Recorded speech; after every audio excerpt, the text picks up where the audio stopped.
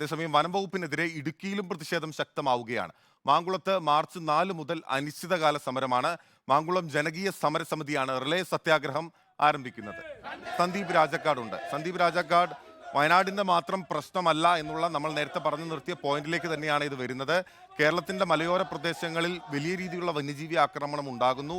പക്ഷേ അതിലൊന്നും ഭരണ നേതൃത്വത്തിന്, സർക്കാരിന് കൃത്യമായ രീതിയിൽ ഇടപെടാൻ സാധിക്കുന്നില്ല എന്ന പോയിന്റിനെ സാധൂകരിക്കുന്ന രീതിയിലുള്ള പ്രതിഷേധമാണ് മാങ്കുളത്തുണ്ടാകുന്നത്.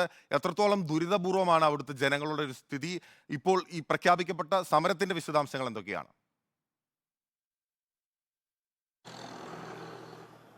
ബിനിൽ സൂചിപ്പിച്ചതുപോലെ തന്നെയാണ് ഏറ്റവും കൂടുതൽ, ഒരുപക്ഷെ കേരളത്തിൽ വയനാടിനേക്കാൾ കൂടുതൽ വന്യജീവി ശല്യം അതിരൂക്ഷമായി തുടരുന്ന ഒരു ജില്ല എന്ന് വേണമെങ്കിൽ പറയാവുന്നത് ഇടുക്കി ജില്ലയാണ്. ഇടുക്കിയുടെ മലയോര മേഖലയാണ്. അതുകൊണ്ട് തന്നെയാണ് നമ്മൾ മുമ്പൊക്കെ പലതവണ പറഞ്ഞിട്ടുള്ള കണക്കുകൾ. ഏതാണ്ട് 45 പേർ ഇപ്പോൾ മാത്രം കാട്ടാന ആക്രമണത്തിൽ കൊല്ലപ്പെട്ടിട്ടുള്ള 2 പഞ്ചായത്തുകൾ ഉള്ളത് ഇടുക്കി ജില്ലയിലാണ്. അത് ശാന്തൻപാറ, ചിന്നക്കനാൽ പഞ്ചായത്തുകളിലാണുള്ളത്. ഒപ്പം തന്നെയാണ് സമാനമായ രീതിയിൽ വലിയ പ്രതിഷേധങ്ങളും സംഘർഷങ്ങളും ഉണ്ടായ ഒരു പ്രദേശമാണ് മാങ്കുളം പഞ്ചായത്ത് എന്ന് പറയുന്നത്. മാങ്കുളം പഞ്ചായത്തിലെ വന്യജീവി ശല്യം അതിരൂക്ഷമായി തുടരുന്ന ഒരു പ്രദേശമാണ്. വനയോര മേഖലയോട് ചേർന്ന് കിടക്കുന്ന ഒരു പഞ്ചായത്ത് കൂടിയാണ് മാങ്കുളം. മാങ്കുളം പഞ്ചായത്തിന്റെ ചുറ്റും വനമേഖല നിലനിൽക്കുന്ന ഒരു സ്ഥിതി കൂടിയുണ്ട്.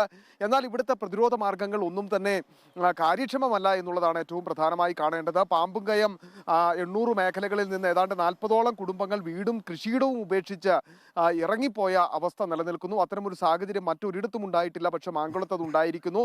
ഒപ്പം തന്നെ മാങ്കുളത്ത് വനമേഖലയിൽ നിന്നും കൃഷിഭൂമിയിലേക്ക് വനം വകുപ്പിന്റെ കടന്നുകയറ്റം ഉണ്ടാകുന്നു എന്ന വലിയ രീതിയിലുള്ള ആരോപണം നിലനിൽക്കുന്ന ഒരു മേഖലയാണ്. അവിടെയാണ് കേരളത്തിന്റെ മലയോര മേഖലകളിൽ ശക്തമായ രീതിയിലുള്ള വന്യജീവി ശല്യമാണ്. വയനാട്ടിൽ മാത്രം ഈ കാര്യങ്ങൾ ഒതുങ്ങി നിൽക്കുന്നില്ല. മാങ്കുളത്ത് ജനങ്ങൾ ജനകീയ സമരസമിതി സത്യാഗ്രഹ സമരത്തിലേക്ക് പോവുകയാണ്.